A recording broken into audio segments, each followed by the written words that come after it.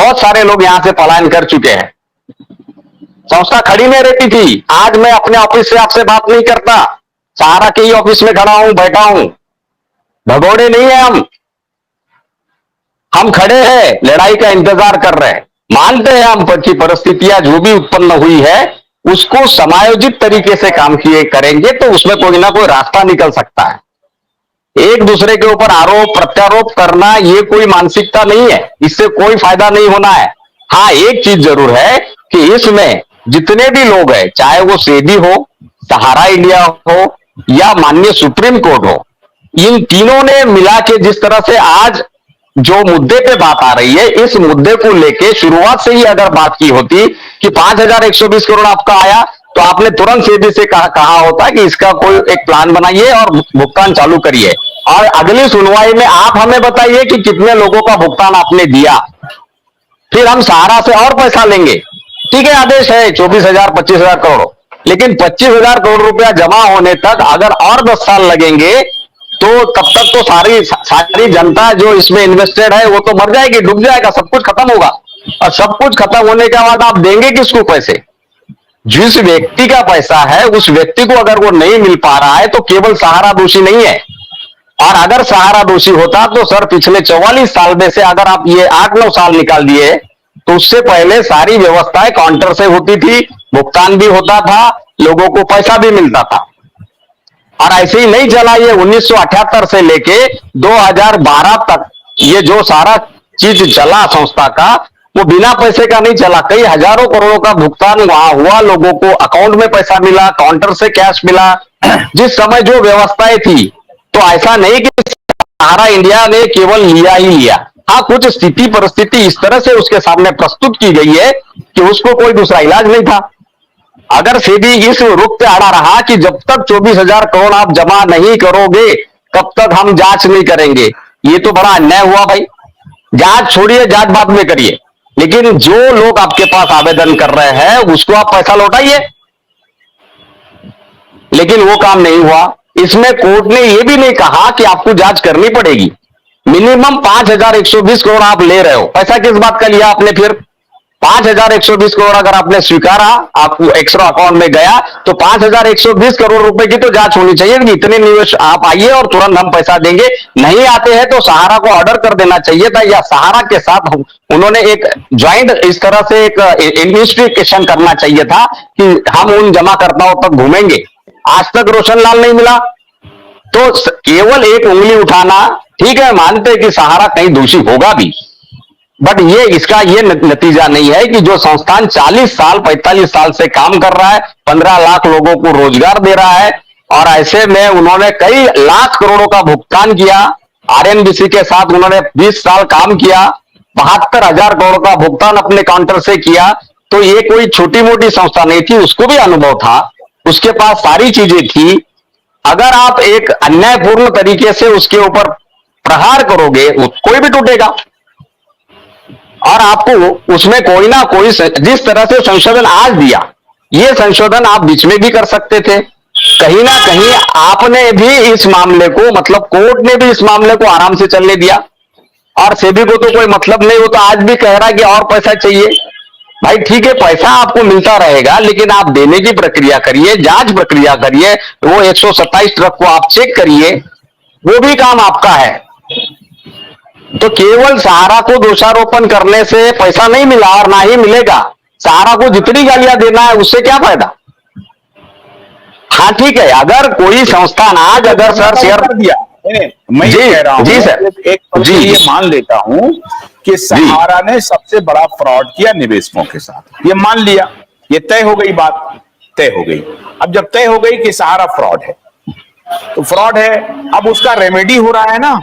उसका क्या हो रहा है? उसका अब जो समाधान है वो हो रहा है, समाधान पर बात की जा रही है, जो पैसा जो वापस मांगी जा रही है समाधान के लिए ना। तो समाधान में मेरा सिर्फ ये कहना है कि 15,000 करोड़ रुपए आ गए समाधान में। फ्रॉड है ये तो स्पष्ट हो गया।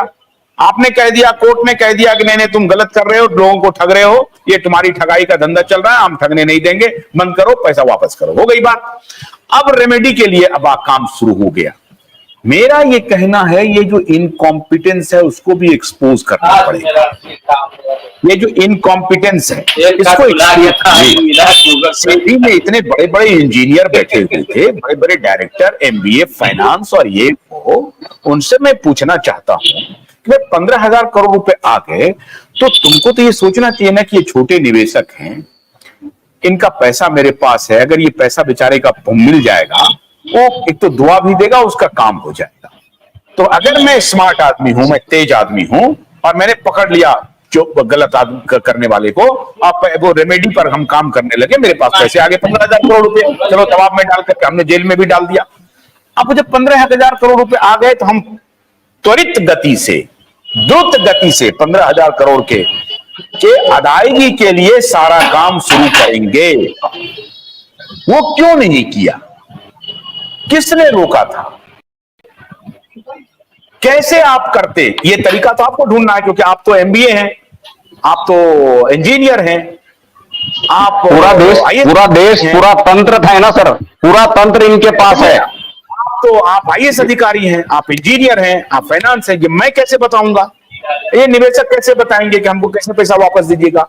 भाई आपको इसलिए वहां बिठाया गया है कि आपका दिमाग कुछ अलहदा है, ऐसा ब्रिलियंस है आपके दिमाग में कि आप रास्ता निकाल लेंगे। पकड़ लिया आपने, चोर भी पकड़ लिया, चोर को साबित भी कर दिया, अब रेमेडी के लिए आपने आदेश भी कर दिया, पैसे भी आ गए। तो आप 25,000 तक क्यों इंतजार कर रहे थे? मेरा सिंपल सवाल है कि भाई 15,000 करोड़ रुपया आया ना, 2015 में ही आ गया, मैं कह रहा हूं 2016 में आ गया, मैं कह रहा हूं कि 2023 में आया, 2022 में आया, 2020 के तो पहले नहीं आया। अब 2015, 16, 17 तक आपके पास 15,000 करोड़ रुपए हैं। तो साहब, जिनकी बेटी की शादी नहीं हो रही है, जिनका इलाज नहीं हो रहा है, छोटे निवेशक परेशान हैं, सड़कों पर घूम रहे हैं, ये कोई चिल्लाएगा, कोई आंदोलन करेगा, सड़क पर आएगा, मारपीट करेगा, तब आप सुनेंगे। और उसके पहले आप इंग्लैंड अमेरिका घूमेंगे। कि आपको इस पीड़ा का भान होना चाहिए कि लोग परेशान हैं, दुखी हैं। और जब मैंने पकड़ भी लिया भाई, जो जिसने गलत किया उसको पकड़ भी लिया है, उसको जेल भी भेज दिया है, अब चलो हम पैसा ला रहे हैं। और ये जब 15,000 करोड़ की अदायगी शुरू हो गई होती तो फिर आपका दबाव बनता, तो और फिर पैसा आते रहता और पैसा लोगों को मिलते रहता, लोगों का भरोसा हो जाता कि हाँ हमको पैसा आ रहा है। अभी तो लोग क्रॉस रोड पे आ गए। मेरा सिर्फ ये कहना है, सहारा को आपको सजा बिल्कुल देना चाहिए, उसने फ्रॉड किया है, गलती किया है, आप उनको बंद कर दीजिए। जैसे आपने क्रेडिट कोऑपरेटिव के बारे में कहा कि nothing doing, you close it, आपको क्लोज कर देना चाहिए। तो जो भी आप कर रहे हैं, बिल्कुल आपके साथ ही तो सारे निवेशक खड़े हैं, सारे एजेंट खड़े हैं। मेरा तो अब ये कहना है, माननीय अदालत ने बहुत अच्छा काम किया। और आज जिस तरीके से अदालत का रुख है, अगर ये रुख काश आज से 10 साल पहले हो गया होता कि नहीं 3 महीने में हमें निवेशकों का सारा पैसा वापस तो जी आशुतोष जी, हम कुछ बोलना चाहते हैं सर, हम कुछ रोकना चाहते, बुरा मत मानिएगा सर। आशुतोष जी, नौशाद जी अगर सहारा चाहती, ये नौशाद जी आ गए। आशुतोष जी, अगर सहारा चाहती पेमेंट करने के लिए तो पेमेंट पट्टे होता, मगर सहारे ने कहा था कि हम इसका लड़ाई हम लड़ेंगे, आप लोग पीछे रहे, आप कुछ मत करें, कभी कानूनी कोई अपने हाथ में मत ले, कानूनी हाथ। सहारा खुद रोकी थी कि हम लड़ रहे हैं कानून से। सुनिए मनी जी, अरे सहारा मान लीजिए चोर है, वो तो कहेगी कि मैं चोर नहीं हूं। एक मैं सुनिए ना भाई, कोर्ट ने नहीं सुना ना उसकी बात। मैं ये कह रहा हूं कि वो कह रहा है कि नहीं बहुत मैं बढ़िया काम कर रहा हूं, मैं पैसे लौटा रहा हूं, दे रहा हूं। कोर्ट ने नहीं सुना, कोर्ट ने कहा मैं नहीं सुनना हूं, मुझे आप पैसा दीजिए। हो गई बात, इसके आगे की बात है मणिभूषण जी। मैं क्या कह रहा हूं आप उसको समझिए। वो जो सहारा आपको जो बोल रहा था उसका कोई महत्व नहीं है कोर्ट में। वो सहारा कहां पर क्या बोल रहा है उसका कोई महत्व नहीं है। आशुतोष जी